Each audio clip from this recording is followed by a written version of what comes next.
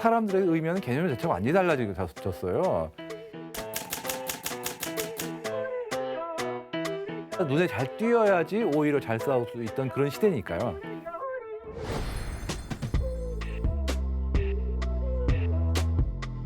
적에게 안 보이는 게 더 유리하기 때문에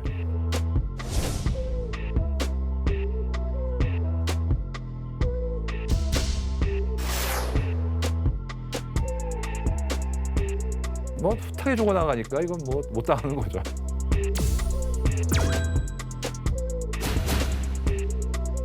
진한 색깔을 써도 나라마다 조금씩 다릅니다.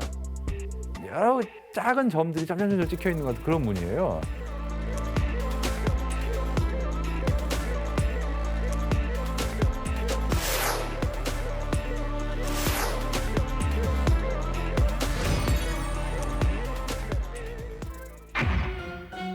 프랑스군도 원래는 되게 눈에 잘 띄는 진한 청색이었다가 1차 세계대전 때 이 위장이 안 되는 거에 호되게 당하면서 시인성이 낮은 회색에 가까운 파란색으로 바뀌었고요.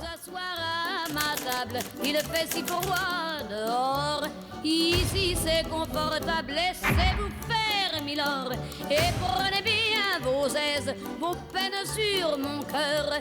Et vos pieds sur une chaise, je vous connais, milord. Vous ne m'avez jamais vu, je ne suis qu'une fille du port, une ombre de la rue.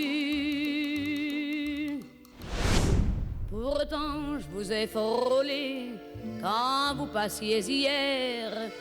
Vous n'étiez pas peu fière dame, le ciel vous comblait, votre foulard de soie flottant sur vos épaules. Vous aviez le beau rôle, on aurait dit le roi.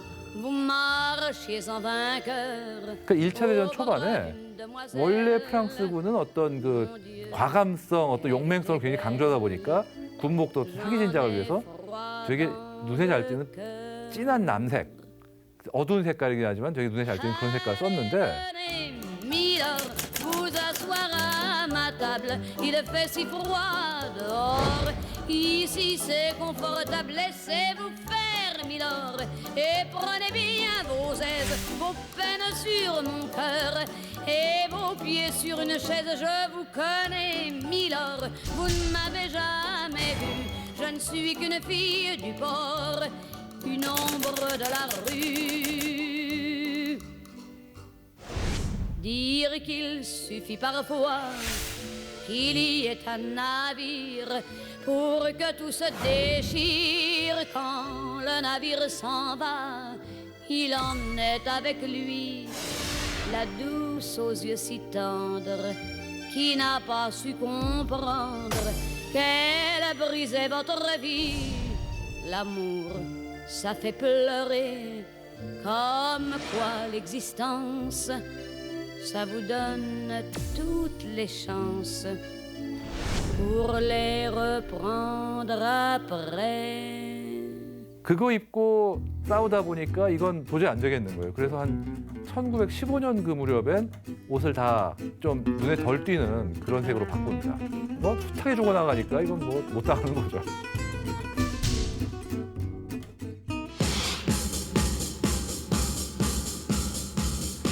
독일이 만든 위장무늬 중에 하나가 지금까지도 여러 나라에서 응용이 되고 있어요.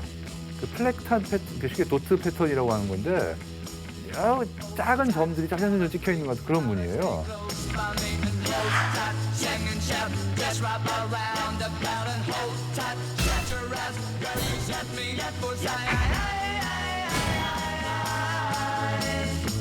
그 2차 세계대전 중에 독일에서 무장 친위대용으로 처음 개발을 한 건데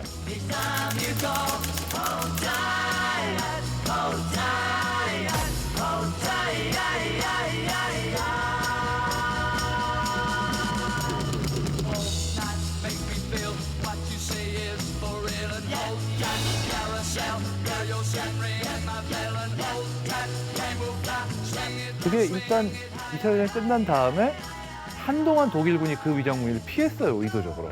왜냐면은 그게 그냥 독일군도 아니고 무장 SS, 즉 제일 그 전쟁 범죄와 깊이 결부된 군종이 썼던 위장복이기 때문에 그거를 80년대 후반까지 의도적으로 피했다가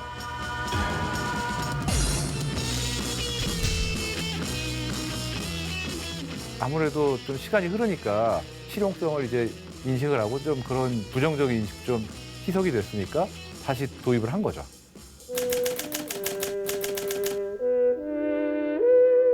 제가 생각하기에 20세기 후반에 가장 크게 끼친 군복은 미군복이라고 생각을 해요. 사실 어쩌니 저쩌니 그래도 미군복이 가장 어떤 퍼레어식이 적고 기능적으로 만든 군복 중에 하나였거든요. 적어도 그 시대 기준으로는.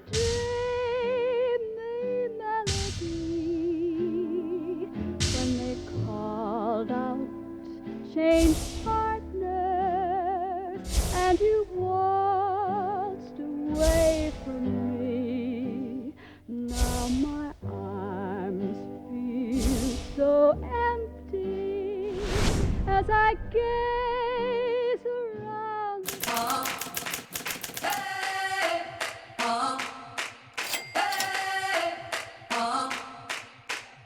아예 미 국방부 산하에 뭐 개인 장구를 연구하는 부서가 따로 있어요. 그래가지고 돈을 많이 씁니다. 아주.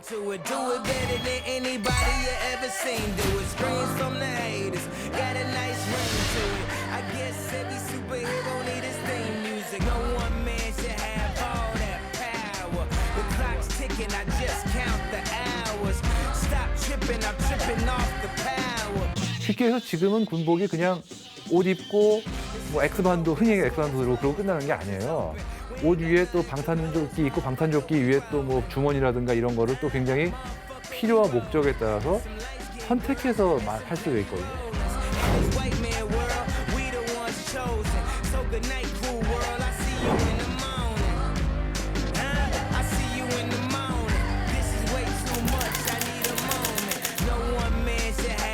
일단은 군복 소재하고 조금 더 나은 거 하고 그다음에 어떤 기능성, 편의성 같은 거를 조금 더 발전을 시켜야 되고 무엇보다도 어떤 장비의 호환성이라는 거예요.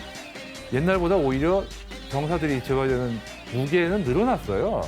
그러면은 그 부담을 최대한 덜 가게 하는 피복을 연구해야 되고요. 그러니까 돈이 있으면 연구해야 될 게 한두 개가 아닙니다.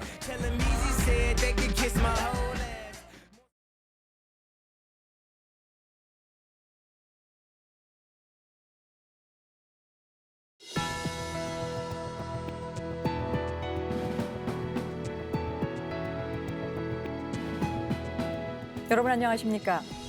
첨단 국가의 초석, 방위산업의 라미경입니다.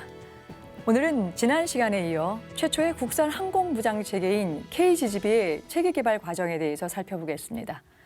생생한 말씀 들려주실 네 분 모셨습니다. 먼저 국가연에서 KGGB 체계 개발을 책임지셨던 이대월 박사님 모셨습니다. 예, 반갑습니다. 이대열입니다. 일주일 동안 잘 지내셨죠? 아, 예. 국민대 무인항공기 기술연구소의 윤용현 교수님 자리하셨습니다. 네, 반갑습니다. 윤용현입니다. 국가연 항공기술연구원의 주현준 팀장님 모셨습니다. 네, 안녕하십니까. 주현준입니다. 마지막으로 방사청 화력사업부의 김상희 팀장님 함께하시겠습니다. 예, 반갑습니다. 김상희입니다.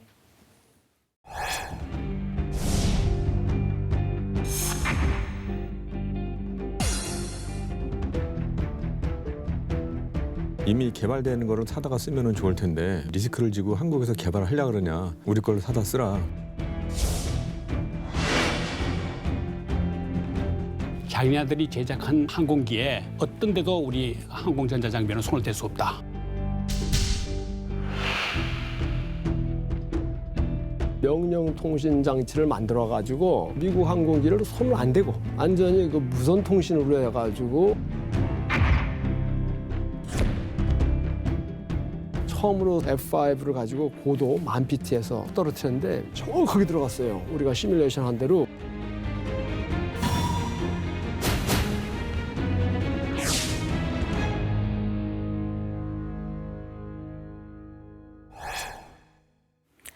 첨단 국가의 조석 방위산업. 저희가 지난 시간에 KGGB의 응용 연구 과정에 이어 오늘은 KGGB 체계 개발 과정에 대해서 구체적으로 좀 살펴볼 텐데요. 우선 KGGB 같은 이 GPS 유도 키트의 장점 중 하나가요. 다른 유도 무기에 비해서 이 저렴하다는 점인데요. 이 개발 예산은 어떤지 궁금합니다. 이거에 대해서 우리 김상희 팀장님, 그 예산을 포함해서요, 이 체계 개발을 어떻게 진행했는지 좀 간단하게 소개해 주시죠. 예, 그 본 사업은 그 06년서부터 12년까지 그 407억 원을 투입해 가지고 체계 개발을 개발하는 사업이었습니다. 근데 요 본 사업 같은 경우에는 그 우리가 이제 그 추진체를 보통 일반 유도무기 같은 경우에는 이제 그 추력을 얻는 이제 그 추진체를 넣어 가지고 그 비행체가 추력을 하게 되는데, 요 사업은 이제 그런 그 이제 추진체 없이 이제 그 자유로운 이제 활공에 의해서 이제 목표물을 타격하는 이제 그러한 체계가 되겠습니다. 근데 사업 추진 전략으로서는 현재 이제 공군에서는, 당시 공군에서는 그 F계열 그 전투기 5개 기종이 있습니다. 그래서 이제 1단계로는 이제 그 F5를 비롯해 가지고 2개 기종에 대해서 1단계로다가 이제 개발을 그 완료를 시키고, 이제 12년까지 2단계로 나머지 잔여 3개 기종을 완료시키는 이러한 이제 그 개발 전략을 가지고 제가 이제 사업을 그 추진하게 되었습니다. 근데 참고로 이제 그 가격에 비해서는 현재 그 유사무기 체계 그 한 50km 내외 가는 이런 거 공대지 타격을 할 수 있는 이런 미사일 같은 경우에는 그 추진체가 장착됨에 따라서 약 한 그 3억 원의 비용이 그 획득 비용이 한 3억 원에 달하는데, 본체 같은 경우는 약 한 1억 원에 이렇게 그 추진체를 우리가 넣지 않고 그 유사한 효과를 달성하기 때문에 우리가 경제성이 뛰어난 그러한 이제 무기 체계를 개발했다고 할 수가 있겠습니다. 예, 그러시군요. 2006년도부터 시작해서 407억 원을 시작으로 해서 이제 체계 개발에 이르기까지 그 과정을 좀 간략하게 좀 설명을 좀 주셨는데요. 저희가 이제 지난 시간에 알아본 응용 연구의 목적은 이제 KGGB를 개발하기 위한 이 필요한 핵심 기술들을 입증하는 것이었는데요. 그냥 책상에서 이게 진행하는 연구가 아니라요, 실제 시제품을 만들어서 이 시험 비행까지 했으니까 이 필요한 기술은 응용 연구 단계에서 상당 부분 확보한 게 아닌가 생각이 좀 드는데요. 시청자 여러분께서도 이제 지난주에 방송됐던 걸 보시면은 충분히 좀 이해가 되실 것 같은데, 이 박사님, 여기서 이제 실제 응용 연구하고요, 이 체계 개발하고의 이 큰 차이점이 있을 것 같은데 어떤 것이 있을까요? 예. 물론 있죠. 우리 응용 연구에서 성공적으로 시험을 했지만 그 당시에는 이제 KA1이라는 플랫폼, 그러니까 KA1이라는 우리가 만든 비행기에 달아서 우리 KGGB 시험을 했지만, 우리가 지금 체계 개발에 들어가는 전투기에 다는 겁니다. 전투기도 전부 우리가 만든 전투기가 아니고 대부분 다 미국에서 만든 F5라든지 F16, 그다음에 F15, 팬텀 F4, 그다음에 FA50 이렇게 해가지고 5개 기종을 전부 전력화해야 된다는 게 상당히 큰 차이점이 됩니다. 그 자체가, 시험하는 자체가 비행기가 벌써 운영 고도라든지 운영 속도라든지 KA1하고는 비교가 안 될 정도로 벌써 차이가 나는 그런 부분이 실제로 이제 어렵다고 이제 봐야 되겠죠. 그리고 그걸 우리가 앞으로 해야 될 거라고 봐야 되는데, 실제로 응용 연구는 우리가 ADD 단독으로 핵심 기술을 어떻게 확인하기 위해서 검증하는 걸로 하는 게 응용 연구지만, 체계 개발은 군에서 정식으로 소요 제기를 해서 ROC가 있는 겁니다. 그래서 군이 원하는 그 어떤 규격의 그 KGB를 만들어야 되기 때문에 이게 무기 체계 개발입니다. 그래서 상당한 이제 차이가 있습니다. 그래서 응용 연구에 성공했다 하더라도 체계 개발 단계에서 이게 성공한다는 보장이 없는 거죠. 그래서 가장 핵심을 이렇게 우리가 두고 우리가 검토를 해야 될 사항이 형상이 거의 비슷하지만은 그래도 차이가 있어요.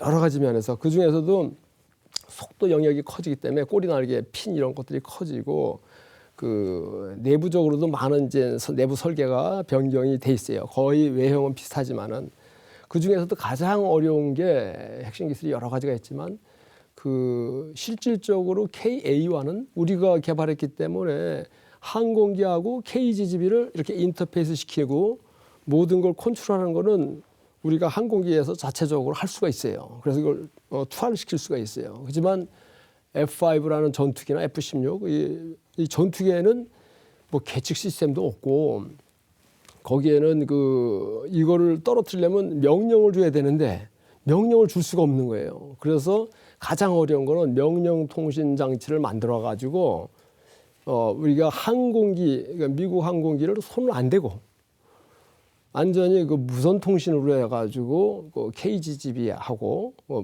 폭탄하고 조종사가 명령통신 장치를 여기 차고 가서 별도로 해가지고 항공기는 아무 건드리지 않고 서로 데이터를 주고 받아가지고 명령을 내리는 그러한 그 시스템을 개발하는 게 그건 처음 하는 거예요. 그건 응용연구대 하지 않은 겁니다. 예. 그래서 그런 거를 우리가 5개 기종을 다 한다는 거, 그게 차이점이 굉장히 큰 겁니다. 그리고 실제로 임무 시스템이라는 걸 만들어 가지고 지상에서 KGB를 갖다가 정확하게 자기 목표 지점에 떨어뜨리기 위해서는 임무 준비를 해야 돼요. 그 준비하는 것도 우리 KGB에다 넣을 수 있도록 또 명령통신장치에 서로 연결이 될 수 있도록 준비하는 거, 이런 건 우리 응용연구당에서 안 했던 겁니다. 그래서 그런 거라든지 뭐 항법시에서도 NT 제밍이라고 그러죠. 항 제밍. 그래서 제밍 시스템도 막을 수 있는 방법. 근데 그거 자체는 이제 우리가 하드웨어적으로는 못하고 소프트웨어적으로 할 수 있는 그러한 여러 가지 시스템들을 개발하는 게 아마 응용연구하고 우리 체계개발 단계하고는 큰 차이가 있는 새로운 기술들에 대한 도전이 차이가 있다고 봅니다. 그러셨군요. 이제 응용 연구와 체계 개발에서 또 사용하는 항공기가 네. 우리가 이제 지난번에 KI-1을 중심으로 해서 응용 연구가 가지고 이루어졌다고 그렇죠. 한다면은 이번에는 전투기라고 하는 항공기 5개 지금 이제 네. 그 FA-50이나 좀 F-16까지 다 포함해서 그렇죠. 5개를 개별로 다 했다라고 하는 말씀을 네, 지금 그렇죠. 주셨는데요. 윤용 교수님. 예. 당시 이제 윤용 교수님의 개발 팀원이 아니라 외부 전문가의 그렇습니다. 자격으로요. 네. KGB의 실제 설계 검토를 이제 주관하셨다고 좀 말씀을 좀 들었는데요. 이제 어떤 이유로 외부 인사까지 합류를 해서 최종적인 설계 검토를 하게 됐습니까? 예, 설계 검토 정도가 아니고요. 이제 지금 말씀하셨듯이 체계 개발에는 여러 가지 단계가 있습니다. 예. 기본 설계 단계가 있고, 그 다음에 상세 설계 단계가 있고, 그 다음에 비행 시험 단계가 이렇게 있는데 그 단계별로 이제 검토를 하고 평가를 해야 되거든요. 그 할 때 물론 그 국방과학연구소에 계신 분들의 전문들이 잘 하시지만은 이게 장기도 그 뒤에서 본 사람이 훈수를 훨씬 잘한다고 외부 전문가들로 구성을 해서 또 이게 대단한 시스템이 복잡하고 다양한 분야의 전문가들이 필요합니다. 그래서 이제 저를 중심으로 해서 12명의 외부 전문가들, 뭐 저같이 이제 학교에서 있는 사람이라든지 또는 연구소에 있는 사람들, 그래서 외부 전문가들 팀을 12명을 해서 각 단계마다 이제 저희들이 기술 검토, 평가 이런 것들을 했던 겁니다. 그래가지고 12명 해서 그동안에 한 단계별로 저희들이 뭐 아마 저희들이 좀 발견했다고 그럴까? 좀 이렇게 좀 이걸 좀 검토해서 이게 좀 다시 보완했으면 좋겠다 하는 건들이 한 105가지 정도 이렇게 저희들이 찾아냈습니다. 그래서 이건 이렇게 하는 이유가 이제 미리 이제 이런 과정 속에서 우리가 미리 찾아내면은 미리 이제 그 설계 개발하는 단계의 순기도 줄일 수 있고 여러 가지 그 시간과 비용을 또 줄일 수가 있죠. 그래서 저희들이 했던 겁니다. 예. 이제 모두 이제 무기 개발 과정에서 보게 되면 내부에서 못 보는 부분들 이제 분명히 이제 외부 이제 인사들 또 전문가들 모셔놓고 네. 이제 문제점을 좀 찾아가는 과정인데 그게 이제 기본 과정, 상세, 비행 시험까지 단계별로 이제 꼼꼼하게 좀 체크를 하신 걸로 알고 있는데요. 근데 지금 말씀하셨던 것처럼 105건의 이제 문제점들을 그 외부 전문위원들께서 지금 그 체크를 해주시고 찾아주셨는데 뭐 105개를 지금 소개는 다 못하실 것 같고요. 대표적인 부분 몇 개 좀 소개해 주시죠. 뭐 10여 년 이상이 지났습니다만 지금도 이게 보람을 느꼈다. 제가 이쪽에 작게 참여했지만 한 느낀 것 중에서 제일 중요한 게 이렇습니다. 우리가 운영하는 그 여러 가지 기종 중에 여기 탑재할 F5가 있습니다. 그게 가장 오래된 한 40년 가까이 된 그런 기종이고 그건 원래 공대공 임무를 하게 돼 있는데 이 KGB라는 것을 탑재를 몇 대를 가용할 수 있을 것인가 했는데 당초 계획에는 4대 탑재하는 걸로 해가지고 근데 저희들이 검토해 보니까 항공기는 이 중량이 대단히 중요한 건데 그 항공기에 4대를 하면 이 항공기 성능이 제대로 안 나오겠다. 그래서 저희들이 분석해 보니까 2대로 그 4대를 2대로 장착하는 걸로 줄였고요. 두 번째는 이제 더 중요해요. 제가 원래는 이제 그 미사일이라든지 이 폭탄 이런 것들이 단위 분리되는 것을 내가 이제 연구를 많이 했는데 제일 중요한 게 원래 그 모긴 기체에서 이 KGGB가 떨어지면서 자기 비행기를 칠 수가 있습니다. 그게 굉장히 빈번하게 일어날 수 있는데 이때 이제 보세요. 피칭 모멘트라든지 게 맞지 않으면 그런 경우가 많은데 그걸 이제 우리가 쭉 아주 유심히 봤습니다. 그랬더니 약간의 이제 꼬리 날개 부침과 이런 것들이 급상승 요인을 할 수 있는 그런 공기역학적인 문제가 있는 것 같아가지고 그걸 좀 조절했으면 좋겠다. 그래서 그걸 또 시정했고요. 그다음에 이제 제일 중요한 게 이제 이게 분리되면서 자체 배터리로 이제 다시 이게 자체 내부를 전부 다 구동해야 되는데 그 배터리의 이제 그 작동 기간이 조금 짧아서 이걸 조금 신형 배터리로 교체함으로써 이제 그것이 분리된 이후에 그 충분한 그 활공과 그 항속 거리를 가지고 할 수 있도록 했던 것이 지금 대표적으로 한 몇 가지가 기억나고 있습니다. 전투기에서 투하된 폭탄이 이라크 주요 군사 시설을 단숨에 타격한다. 걸프전 당시 TV를 통해 전 세계에 생중계된 유도폭탄 폭격 장면이다. 걸프전 이후 현대전을 상징하는 대표적인 주요 무기로 인식되어 온 공대지 정밀 유도 무기들. 한국형 GPS 유도폭탄 KGGB도 그중 하나다. KGGB는 GPS 유도폭탄 중에서도 사거리가 길고 선회 활강이 가능하다는 장점을 가지고 있다. 이 두 가지 장점은 북한의 주요 공격 무기인 방사포와 장사정포를 노린 성능이기도 하다. 북한은 대한민국을 노린 무기체계로 방사포와 장사정포의 위력을 자주 과시해왔다. 지난 2020년 10월 10일 노동당 창건 75주년 기념 열병식에서도 초대형 방사포를 선보였다. 지난 6월에는 조선중앙통신 등을 통해 서울을 불바다로 만들어버리겠다는 엄포를 놓기도 한다. 군사력 평가 전문기관인 영국 국제전략연구소가 펴낸 2020 밀리터리 밸런스에 따르면 북한은 26,100여 문의 포병 전력을 보유하고 있으며 이 중 방사포만 5,500여 문 정도라고 한다. 그중 서울과 수도권을 위협할 수 있는 사거리 40에서 60km 수준인 170mm 장사정포는 150여 문이며 240mm 방사포는 약 200여 문으로 파악된다.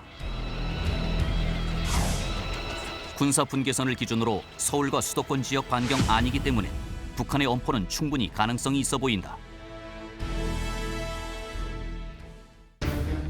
하지만 현실은 녹록하지 않다는 것이 전문가들의 견해다. 북한의 240mm 방사포나 170mm 장사정포는 동굴 속에 숨겨놓았다가 유사시 밖으로 꺼내 쓰는 무기다. 장사정포의 경우 동굴 밖으로 꺼내 사격한 뒤 다시 집어넣을 때까지 20-30분 정도 무방비 상태에 놓인다. 이때 장사정포나 방사포를 무력화할 수 있는 무기가 바로 KGGB다. 선의 능력으로 표면의 장사정포는 물론 산 뒤에 숨어있는 방사포까지 공격할 수 있다. 여기에 한국형 전술지대제 유도무기인 KT-SSM과 합동직격탄 제2단, K9 자주포, 다연장 로켓 천무 등 대화력전 전력이 총출동할 경우 북한의 서울 불바다 주장의 핵심 전력인 방사포와 장사정포는 반나절 만에 제거가 가능하다는 예측이다. 북한은 오랫동안 이른바 비대칭 전력에 집중해왔다. 첨단 무기 체계를 갖추기 어려워 전력 균형을 이루기 힘들 바에야 자국 안보를 포기하더라도 대한민국에 확실한 피해를 주는 전략을 천명해온 것이다. 우리 국방체계 역시 북한의 비대칭 도발에 대응하기 위한 맞춤형 전력 보강을 진행하고 있다. 한국형 미사일 방어 체계를 중심으로 북한의 장사정포와 방사포 등을 요격하는 것은 물론이고 아울러 모든 전투기에 장착이 가능한 KGGB로 도발의 진원지를 지워버리는 전력까지 갖추고 있는 것이다. 첨단 국가의 초석 방위 산업. 오늘은 KGGB의 체계 개발 과정에 대해서 살펴보고 있습니다. 이 박사님, 네. 저희가 이제 이 KGGB의 체계 개발 과정에서 뭐 여러 가지 과정적인 부분들 좀 많이 좀 살펴보고 있습니다만은 이 공군의 협조가 아주 절대적이었다고 하는 이야기가 있는데요. 어떤 이야기입니까? 예. 공군의 협조가 없으면 할 수 없었는데요. 이 공군뿐만 아니고 육군, 해군, 그리고 이 관 뭐 해가지고 뭐 모든 부서의 협조가 필요한 사업이 바로 이 KGGB 사업입니다. 예.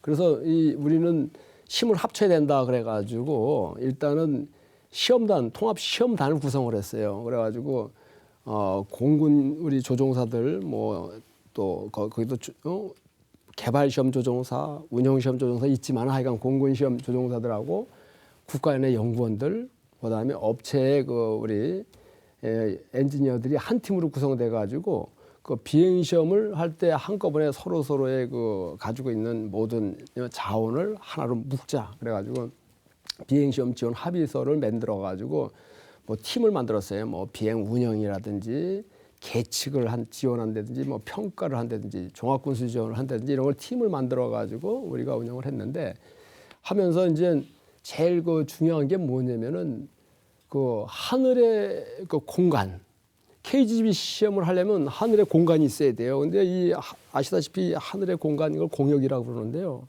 이 공역 쓰는 게 너무너무 어렵습니다. 그 시간대에 맞춰가지고 해야 되는 게. 그리고 협조를 어디에 하냐면 합참의 허가를 받아야 돼요. 그다음에 뭐 공군 작사는 물론이고. 그런데 이 하늘만 협조를 얻는 게 아니라 그것도 하늘에 이렇게 출시된 그 바다도 협조를 받아야 돼요. 비행기 KGB가 이렇게 딱 발사해가 내려가면 날아가는 모든 영역에 대해서 이게 떨어지는 혹시라도 밑에 있는 배가 있거나 뭐 물건이 있으면 다치지 않게 하기 위해서 그 해역을 소개를 해야 되고 해역 소개라고 그래가지고 그거는 이제 거기 부근은 해군 이해역사에서 관할 부서기 때문에 해군하고 협조를 해야 돼요.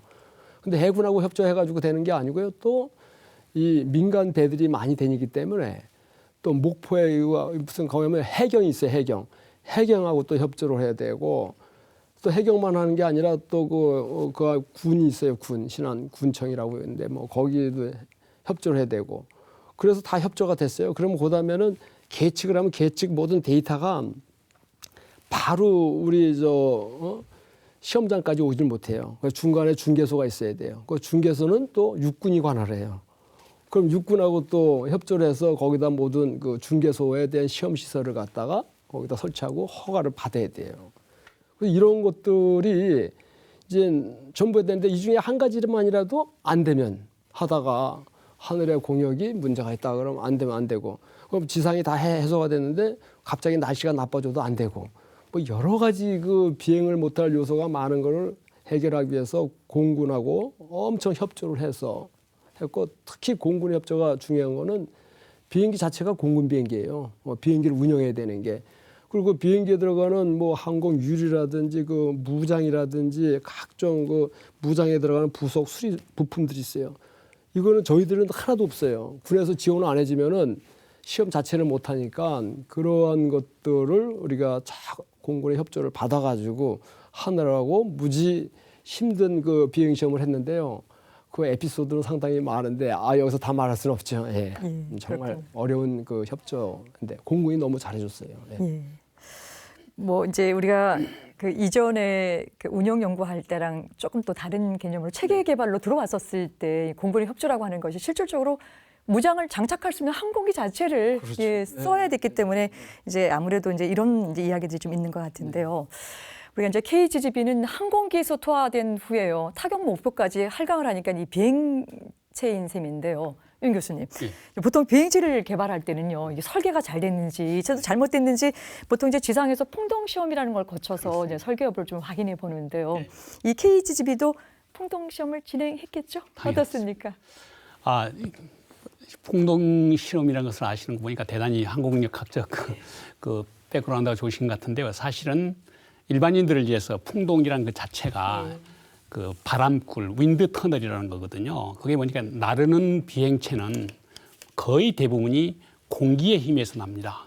그래서 거기 그 나르는 비행체에서 양력과 항력이 가장 중요한 요소가 되는데 이 KGB도 마찬가지로 이제 항공기가 떨어진 이후에 자체 이제 활공을 해야 되기 때문에 거기에서 양력이나 항력이 얼마만큼 발생하느냐 그에 따라 가지고 얼마나 멀리 갈 수 있냐 이것이 다 결정되는 거거든요.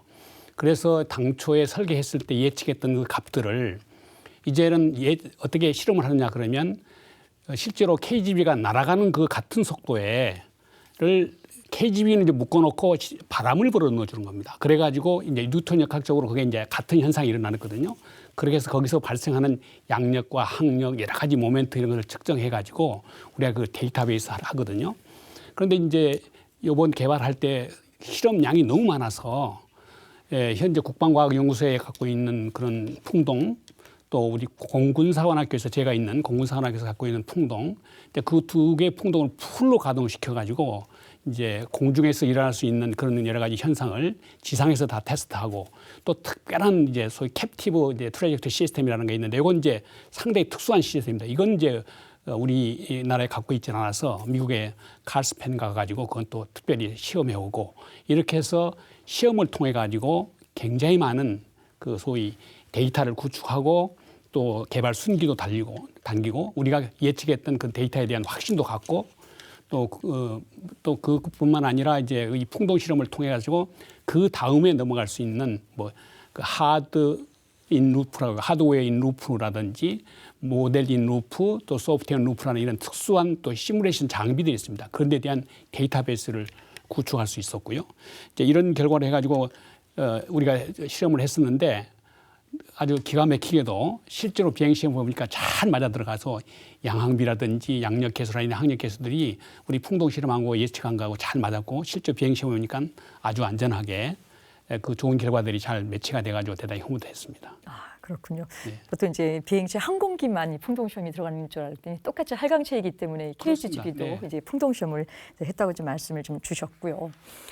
이제 우리 프로그램에서 이제 KT-1이나 T-50 개발사를 이미 여러 차례 좀 다룬 적이 있었는데요. 항공기를 개발할 때 공군이 적극 개입을 해서 사용자 입장에서 의견을 내면 이제 그때그때 개발에 반영되었다는 이야기들을 이제 많은 패널 분들에게 좀 들었습니다. 근데 이제 KGB도 개발 중에는 이제 어땠는지 실질적으로 공군의 요구가 좀 그때그때 좀 있었을 텐데요. 주현준 팀장님. 네. 어떻게 공군의 ROC를 좀 충족할 만큼 계속적인 그런 연계선상에서 일들이 좀 진행이 됐죠? 네, 그렇습니다. 저희가 이제 기억에 시제기가 아마 최초 저희가 만들었을 때가 아마 기억이 납니다. 그래서 그 시제가 처음 조립됐을 때 제일 먼저 했던 분야가 군수지원 측면에서 과거의 설계 자료를 검토했던 내용이 실제 제작이 됐을 때 내용과 어느 정도 동일한지를 확인하는 그게 제일 먼저 저희 쪽에서 검토를 했습니다. 그래서 공군의 어떤 관심 사항은 어떻게든지 준비 태세를 시간을 단축시키고 어떻게 하면 정비 유지 인력을 최소화할 수 있느냐 이런 거에 관심이 있기 때문에 어떤 사소한 거라도 개선을 하려고 하는 이런 시각을 항상 갖고 있었습니다. 그래서 몇 가지 예를 들면 저희가 이제 유도 키트를 이제 조립하려면 외부에 이제 그 페어링이라는 이 스킨이 있습니다. 그럼 스킨을 이제 실제적으로 유도 키트에 조립하기 위해서는 체결류 같은 걸 이제 체결을 하는데 그 소요군에서는 그 구조 하중이나 이런 구조에 문제가 없는 범위 내에서 체결률을 최소화시켜 달라. 그거 사소한 것도 하나의 그 공수에 해당이 된다라는 예라든지 또 후방 페어링 같은 경우는 기존에는 날개를 이렇게 전개하고 이렇게 장착하는 그런 개념으로 설계가 됐었습니다. 근데 이런 부분도 날개를 전개하지 않고 장착된 상태에서 설계 개선안을 제시해 달라. 이런 것도 하나의 예였던 거고요. 또 저희 같은 이제 중거리 GPS 유도 키트는 신관이 두 종류가 장착이 됩니다. 그래서 그걸 이제 일명 기계식 신관이나 전기 신관이라고 부르는데 전기식 신관 같은 경우에는 이 일반 폭탄에 신관을 장착하고 그걸 연결해 주는 케이블을 유도 키트하고 연결을 해줘야 되는 그런 과정을 이제 거쳐야 되는데 그래서 그런 케이블을 연결할 때는 이런 탄하고 키트를 분리된 상태에서 신관을 이제 연결하는 그런 과정으로 저희가 검토를 했었는데 그런 부분도 실질적으로는 그런 배선 이런 부분들을 사전에 설치를 해놓고 나중에 실질적으로는 전기식 신관만 연결할 수 있도록 개선을 해달라라든지 이런 부분들이 그 요구사항이 있었습니다. 또 운용 측면에서는 저희가 그 유도 키트를 이제 구동하기 위한 전원 공급 장치가 사용이 되는데 이 전원 공급 장치라는 것이 말 그대로 배터리인데 배터리는 스스로의 어떤 방전율을 갖고 있습니다. 그래서 어느 정도 시간이 지나면 그 제대로 된 그 시간을 맞추지 못하기 때문에 이런 부분은 어느 정도 충전을 다시 해야 되는데 기존 개념에서는 그 충전도 하나씩 충전하는 개념을 가졌었는데 그런 부분도 그 소요군의 의견은 준비 태세를 좀 더 빨리 하기 위해서 왜 한 개만 하냐? 4개를 해달라. 4개 동시 충전. 그래서 저희가 그때 당시 전원 공급 장치라는 것도 충전 장비를 새로 또 개발을 하게 된 계기가 됐던 상황이고요. 저희가 그 운용하는 앞에도 나왔지만 명령 통신 장치라는 게 있는데 이런 부분을 이제 저희가 어떤 수리를 하고 정비 계획을 잡으려다 보니 저희가 그 소요군에 유사한 시스템이 있느냐를 먼저 확인을 합니다. 근데 명령 통신 장치 같은 장비를 소요군에서 정비를 해본 사례가 없다라는 거죠. 그런 부분에서는 저희 개발자 입장에서는 소요군에 이런 부분을 검토를 해달라. 반대로 저희가 요구를 했던 사항이 있었습니다. 그리고 이제 군수 지원 측면에서 아까도 말씀드렸듯이 어떻게 그 개발 기간도 줄이고 하는 방법 중에 하나가 뭐였냐면 비행 시험 할 때는 저희가 개발 시험 평가와 운용 시험 평가를 보통 나눠지는데 비행 시험 때 일부 통합 시험 평가라는 게 있습니다. 그래서 개발자와 운용 평가자가 같이 참여해서 일정 부분 비행 시험을 동시에 진행함으로써 어떤 개발 기간을 줄이는 그런 방법론을 채택을 하고 있는데 저희 군수지원 측면에서도 어떻게 하면 그 나눠져 있는 시험평가를 줄이는 방법으로 한번 통합시험평가 개념을 적용해보자라는 요구가 있어서 저희가 실기평가 항목에 있어서는 통합시험으로 적용한 아마 최초의 사례가 되지 않았나 그렇게 생각합니다.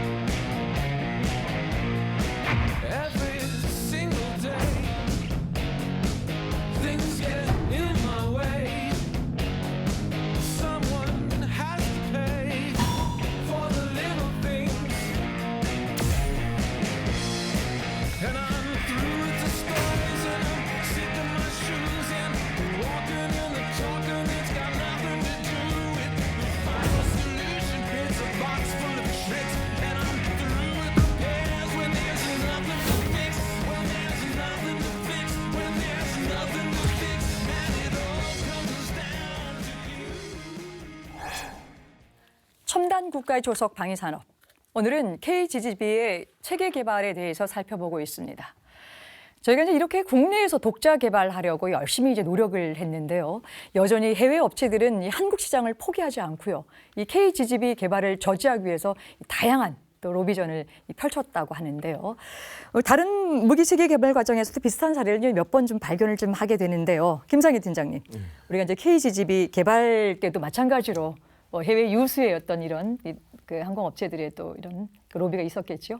네, 그 당시에도 본 사업을 추진하는데 미국의 이제 그 락히드 마틴이라고 요 회사는 이미 이제 그 요 유사한 무기체를 개발을 해놓고 있었습니다. 근데 이제 그 한국 시장을 이제 개척하려고 당시 이제 그 우리 일부 이제 그 군 기관 또 이제 그 일부 이제 그 여기 그 국방 관련 또 이렇게 그런 그 이렇게 그 매체들을 상대로 이미 개발되는 거를 사다가 쓰면은 좋을 텐데 왜 굳이 리스크를 지고 한국에서 개발을 하려고 그러냐. 우리 걸 사다 쓰라. 저희한테도 직접 이런 그 관련 자료를 제시해가지고 저희도 충분히 거기다 기술 검토를 했었습니다. 기술하고 이런 가격 비교를 분석을 해봤는데 결론적으로 말씀드리면은 이렇게 그 우리가 개발비하고 여기 그 전체 획득비는 사실은 이제 좀 그 저희 한 국내 개발하고 초대 양산분에 대해서는 한 900여억 원으로 이제 비슷비슷한데 그 국내 개발로다 저희가 이제 결정적으로 저희가 결심을 하고 해결된 사유는 그 이미 그 요 사업은 이제 그 국가연에서 04에서 그 05년도에 그 응용연구를 통해 가지고 이미 그 우리가 가능성을 충분히 이제 담보를 할 수가 있었습니다. 그때도 그 시제를 응용연구 때 시제 비행을 통해 가지고 약 한 20km가 그 정상적으로 비행을 하면서 목표물에 이렇게 그런 그 우리가 그 원하는 이제 그 에큐러시 내에 이제 그 타격을 하는 것을 보고 이건 충분히 이제 국내 연구 개발을 할 수 있겠다 그런 이제 확신이 들었고 또 하나는 이제 미국의 그 이제 록히드 마틴사의 롱샷이라는 무기체계를 쓰다 보면은 첫째는 이제 그 기술 소유권이 이제 미국에 있기 때문에 우리 앞으로 이제 계속 우리가 이제 그 무기체를 운영 유지하면서 계속 이제 그 우리가 이 이제 후속 군수 지원 운영 유지 비용, IDC 비용도 계속 이제 지출하게 되고 또 참고로 요 이제 무기 체계는 이제 그 이렇게 해외에도 좀 수출이 좀 그 성공적으로 개발됨에 따라 해외에도 수출이 됐었습니다. 근데 결론적으로 말씀드리면은 그게 이제 그 외국의 것을 사다 쓰게 되면 그걸 도입하면은 저희가 이제 그 외국에 수출하려면 기술 소유권이 그쪽에 있기 때문에 거기에 대한 이제 기술 이제 승인을 받아야 되기 때문에 그런 점들 이제 그 기술 지적 소유권도 저희가 확보할 수가 없고 더한다나 이제 그 향후 이제 지속적인 이제 그 무기체계 수명 기간에 군수 지원 비용, 운영 유지 비용이 계속 지출이 되게 되고 또 하나는 이제 총 사업비 면에서는 어차피 이게 그 비슷비슷한데 그러면 기왕이면은 같은 값이면은 우리가 이제 국가에서 응용 연구를 통해서 우리가 이제 기술 여건 담보한 것을 확인하기 때문에 이거는 이제 우리가 ADD를 중심으로 이제 소유군 또 우리 이제 그 방위사업청 또 유관기관에서 힘을 합심하면 이건 국내 개발로 충분히 해볼 수 있고 이거를 통해서 국내 개발이 돼야 이제 공대지 유도 무기는 최초로 이제 그 국내 개발 성공하고 이거를 바탕으로 향후 이제 그 항공 유도 무기에 대한 이제 국산화의 발판이 되기 때문에 이거는 좀 그 소신을 가지고 우리가 이제 국가이랑 합심해 가지고 유관기관이랑 해서 다 그 이 일치된 그런 그 한 목소리를 내 가지고 그 계획된 이런 그 이제 그 전략을 가지고 해서 그 사업을 성공시킨 그러한 사례로 이렇게 그래서 합심하고 여기 그 전략을 같이 공유한다는 그게 참 중요한 것을 이 사업을 통해서 다시 한번 깨달은 그런 사례가 되겠습니다. 예, 그러셨군요. 결국 이제 한국 시장을 포기하지 않으려고 하는 그 해외 유수의 많은 이제 업체들이 특히 이제 미국의 그 록히드 마틴 말씀을 좀 주셨는데 뭐 제이담에 관련된 부분 아니면 뭐 롱샷을 했었던 보잉도 그렇고 굉장히 이제 그 로비들의 어떤 활동이 좀 많았었을 텐데 그런 것들 다 지금 정리를 했던 말씀을 좀 주셨는데요. 근데 이제 그 저희가 KGGB 개발을 방해하려는 측면에서 봤었을 때 핵심적인 이야기가 한국 기술로 유도 키트를 만들어 봐야 미제 전투기에 장착될 리가 없다라고 하는 논리를 갖고서 여러 그 회사나 이제 이런 부분들이 얘기가 있었을 텐데요. 근데 바로 그런 논리를 무마시킨 기술이 이 KGGB의 최고의 장점이기도 합니다. 우리가 전투기의 항공 제어 시스템과 상관없이요. 작은 이 태블릿 PC처럼 생긴 이 명령 통신 장비 제어로 하니까요. 미제 전투기는 물론이고 항공 제어 시스템이 없는 이 구식 전투기에서도 이 운용이 가능하다라는 이야기는 이제 앞서 몇 차례 이제 소개를 해드렸습니다. 윤영 교수님. 네. 그래서요 이제 이 명령 통치 기술을 좀 더 자세히 좀 알고 싶은데요. 뭐 이 시간 제가 다 드리고 싶습니다만은 다른 못 드릴 것 같고요. 이제 핵심 기술이 되는 부분이 어떤 것인가 좀 소개해 주시죠. 짧게 말씀드리겠습니다. 예. 우리 이제 이대열 박사도 옛날에 조종사였고 저도 이제 한때 조종사였다가 주로 이제 조종사를 양성하는 공군사관학교 항공우주학과 교수였기 때문에 예. 제일 중요한 게 우리 조종사들의 가장 목표가 뭐냐면 폭탄을 투하해가지고 원하는 곳에 딱 탄착해줘야 되는 겁니다. 근데 이제 KGB가 마찬가지입니다. 그런데 우리가 떨어질 때 이게 정말로 탄착 지점이 제대로 딱 거기에 떨어지느냐 이제 이게 제일 핵심인데 더구나 이것은 스탠드업 어택입니다. 이 조종사가 딱 발사해놓고 제대로 가고 있으면 자기는 유익이 돌아오는 겁니다. 그게 적의 대공포로부터 굉장히 안전하거든요. 그런 굉장한 장점을 갖고 있기 때문에 조금 전에 우리 김상희 팀장님께서 말씀하셨습니다만 다른 외국에서 이게 굉장히 경계고 이게 우리가 개발해 놓으면 다른 나라에서 못 파니까. 그런데 우리나라는 근데 그 우리나라 그 가지고 있는 비행기들이 대부분이 다 이제 그 외국 미제 비행기지 않습니까? 그러니까 자기네들이 제작한 항공기에 당신은 어떤 데도 우리 항공전자 장비는 손을 댈 수 없다. 이렇게 나왔거든요. 또 그렇게 그럴 수밖에 없어서 우리가 별도로 태블 PC 같은 이런 제어 장비를 패널을 만든 겁니다. 그래가지고 요 KGB가 딱 이제 발사가 된 이후에 여기에 모든 정보가 이제 실시간으로 투하 가능 영역까지 해가서 거기에서 GPS 지도가 딱 뜨면서 거기에 있는 비행 경로, 고도, 속도, 기지 경로까지 딱 돼가지고 조종사가 딱 그걸 보고 이제 탄착이 가능한 지점을 딱 놓고는 이걸 보고 있는 겁니다. 그리고 제대로 가고 있으면 자기는 유익이 돌아올 정도로 이렇게 해서 아주 엄청난 그 기술을 그때 당시에 극복이 됐는데 이게 사실 전화 위복의 기회가 됐지 않느냐 이걸로 해서 우리나라의 항공 전자 장비 이것이 한 단계 높아지지 않았나 저는 이렇게 생각합니다. 예, 말씀 잘 들었습니다. 이 KGGB의 초도 시험을 위해서 이 비행 시험 평가만 준비한 것은 아니었겠죠, 팀장님. 네. 여기 이제 지상 시험 정도 어땠는지 궁금한데 거기도 마찬가지로 많은 애로 사항을 좀 겪었을 것 같은데요. 네. 어떠셨습니까? 그렇습니다. 비행 시험이라는 게 굉장히 이제 그것도 초도 비행 시험이라든지 이런 부분들은 안 해본 걸 처음 해보는 거기 때문에 항상 그 위험성이 이렇게 상존해 있는 상태입니다. 그렇기 때문에 지상 시험이라고 하는 것은 그런 비행 시험에 앞서서 그런 위험을 최소화하고 지상에서 시험할 수 있는 부분들을 최대한 많이 해서 비행 시험에 대비하는 그게 주 목적이라고 할 수가 있습니다. 그래서 중거리 GPS 유도 키트 같은 경우에는 저희가 이제 기억에 남는 게 이 키트 개발이라는 건 하나의 무기 체계지만 실제 이 무기 체계는 이 공군의 5개 전투기 기종에 장착되는 형상이기 때문에 그 5개 기종에 대한 장착성 검토를 다 수행을 해야 되는 그런 상황입니다. 그래서 저희가 이제 과거에 경험해왔을 때 기억에 남는 것 중에 하나는 기존의 어떤 그 항공기에 장착하기 위해서는 그 지상 장착성 검토라는 걸 수행을 해서 장착한 후에 이 무기 체계가 항공기하고 간섭을 확보하고 있는지 이런 것들을 확인하는 절차를 거쳐야 되는데 그러기 위해서는 그 무장을 장착하기 위한 장착 장비라는 게 있습니다. 근데 저희가 그 장착 장비를 사용을 했는데 이게 공군의 MJ1이라는 그런 장착 장비를 활용을 하지만 기존에 저희가 생각했던 것은 어차피 일반 폭탄을 장착하는 장비니까 저희는 단지 일반 폭탄에 키트만 붙인 거니 그냥 MJ1을 사용해도 되겠다 이렇게 판단을 했던 거죠. 근데 공군의 시스템 전문가께서 뭔가 대책을 세워야 되지 않겠냐 그런 조언을 한번 해주신 적이 있었습니다. 예. 근데 저희가 아니다 별 문제 없을 거다 했는데 처음 장착하려고 가는데 거기에 이제 무장 장착 장비에 우리 폭탄을 올리고 벨트로 이렇게 체계를 하고 이동을 하는데 어느 턱을 딱 지나는 순간 이게 풀려버린 거예요, 벨트가.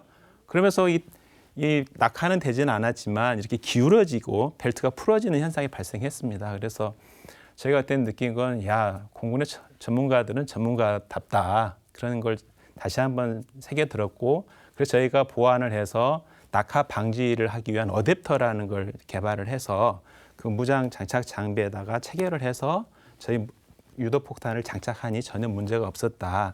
이런 것도 하나 기억에 남고요. 끝으로 이제 기억에 남는 것은 저희가 어차피 유도 키트를 비행 시험 중에 투하를 해야 됩니다. 투하를 했을 때 이 유도 키트가 정상적으로 분리가 되고 분리된 이후에 날개가 정상적으로 전개가 되고 하는 이런 부분들을 지상에서 사전에 확인을 하는 그런 지상 투하 시험이라는 걸 수행을 했었습니다. 근데 이제 그 시험 과정이 결국은 치구를 한 10m 높이로 만들고 한 4m, 지상에서 4m 정도까지를 에어매트를 깔았습니다. 왜냐하면 투하하고 나서 이 키트를 살려야 되기 때문에 그런 에어매트를 살리고 다시 시험이 끝나면 또 다시 올려서 또 투하하고 이런 걸 반복적으로 해서 제가 한 18회 정도를 했었는데 그게 시기가 한여름이었습니다. 그러다 보니까 이게 야외에서 시험을 하다 보니까 이 옥내에서 하는 시험보다 더 힘든 그런 과정이었고 또 그 시험을 주관했던 연구원은 그런 이제 하늘을 봐야 되고 또 지상에서 체크하고 하느라고 이 목에 이렇게 좀 뭔가 좀 안 좋은 점이 있었던 거예요. 그래서 어느 순간 보니까 그 걷는 것조차도 이렇게 좀 불편한 형태였습니다. 그래서 이 병가를 내서라도 좀 쉬어라 그랬더니 이 시험을 완료를 해야겠다 그런 이야기를 하더라고요. 그래서 참 그때 참여하는 요원들의 그런 헌신과 그런 열정이 있었기에 드디어 초도 비행이 가능하지 않았을까 그렇게 생각합니다. 매번 똑같이 들으면서도 그 개발했었던 하나하나의 요원들이 얼마만큼 헌신적으로 했는가라고 하는 것을 또 한 번 이제 우리가 살펴보게 되게 되는데요. 알던 그 돌다리도 한 번씩 두들겨 보고 가라라고 하는 것들 그냥 자칫 넘길 수 있는 부분이 없고 아주 꼼꼼하게 했었던 과정적인 부분들을 이제 회상하면서 말씀을 좀 주셨는데요. 이 박사님, 예. 이렇게 이제 어렵게 이제 우여곡절 끝에 이제 체계 개발도 끝나고요. 이제 초도 비행도 이제 다 정리가 됐는데요. 진행하는 과정하고 결과 어땠습니까? 아, 예. 사실은 지금까지 말씀해 준 게 뭐 기본 설계 검토하고 뭐 상세 설계 검토하고 지상시험 평가까지 지금 쭉 나왔거든요. 근데 이제 마지막 단계는 비행시험 평가를 해야 돼요. 그 비행시험 평가에 초도 비행 이렇게 들어가기 전에는 바로 들어가는 게 아니고 지상시험에서 했던 거를 실제 비행기에 항공기 타고 올라가서 그 적합성 시험이라는 걸 해야 돼요. 적합성, 임무 적합성이라고 그래가지고 거기 안에 들어가면은 무장 콤비네이션이 여러 가지, 기종마다 F5마다 F16 그 다 전투기마다 다 틀려요. 이 콤비네이션이 틀린 걸 다 테스트를 해보고 또 공중에서 그 비행 영역에서 다 이걸 해가지고 여기 안전하게 분리되는지 여러 가지 무장 조합에서 그걸 다 테스트를 해가지고 이제 준비가 됐다. 그래야지만 이제 우리가 이거 탄 시험입니다. 탄. 그러니까 KGGB라는 탄을 첫 번째 떨어뜨리는 건데 바로 그러니까 그 전에 모든 비행 시험이 끝나야지만 탄을 떨어뜨릴 수가 있어요. 그래서 그 탄을 떨어뜨리는 시험을 했는데 아까도 우리 풍동 시험 결과 우리 임영인 교수님 말씀하신 대로 아주 그게 정확했어요. 실제로 시뮬레이션 결과하고 비슷한데 마지막에 검증하는 건 비행 시험이거든요. 그래서 그런지 약간 그런 모든 시험을 해가지고 초도 비행 준비를 했는데 처음으로 우리가 F5를 가지고 고도 1000pt에서 속도를 좀 줄였어요. 원래 목표는 막 0.8이었는데 0.6에서 해가지고 딱 떨어뜨렸는데 정확하게 들어갔어요. 우리가 시뮬레이션 한 대로. 그래서 저희도 놀랐어요. 2.7m. 이거는 굉장한 그 정확도가 높은 거거든요. 그래가지고 입사각도 정확하게 이렇게 깊이 들어가서 사실은 야, 우리 개발 끝났다. 첫 발이 그렇게 잘 들어갔으니까요. 그래가지고 이제 막 그냥 박수를 치고 막 그랬는데 알고 보니까 그건 이제 시작일 뿐이에요. 그래서 사실은 그 당시에 우리가 성공했기 때문에 좀 방심한 게 있는데요. 진짜 비행시험은 그 다음에 나와가지고 무지 많은 그 시행착오를 겪었어요. 근데 첫 번째는 너무 정확하게 들어간 게 그동안에 했던 우리 풍동시험이라든지 우리 아까 우리 주 팀장이 얘기한 지상시험 평가라든지 이런 것들이 다 완벽하게 맞아가지고 들어갔는데 실질적으로 그 탄 성능 시험 하다 보니까 그 탄에 문제점이 많이 생기더라고요. 그래서 그 문제점을 갖다가 시험을 하는 게 이제 아마 앞으로의 숙제인데요. 하여간 첫 발은 너무나 정확하게 들어가가지고 그게 우리의 모델이 됐습니다. 샘플이 됐습니다. 근데 너무 거기에 만족해서는 안 된다는 저희들이 교훈을 얻었어요. 그래서 그건 다음 시간에 어떻게 얘기를 해야 될 것 같습니다. 예. 네. 오늘 이제 네 분 모시고 이제 KGGB의 체계 개발 과정에 있어서야 또 체계적이고 또 생생한 말씀 정말 잘 들었습니다. 오늘 말씀 고맙습니다. 저는 다음 시간에 더 알찬 내용 갖고 찾아뵙겠습니다. 시청해 주신 여러분 고맙습니다.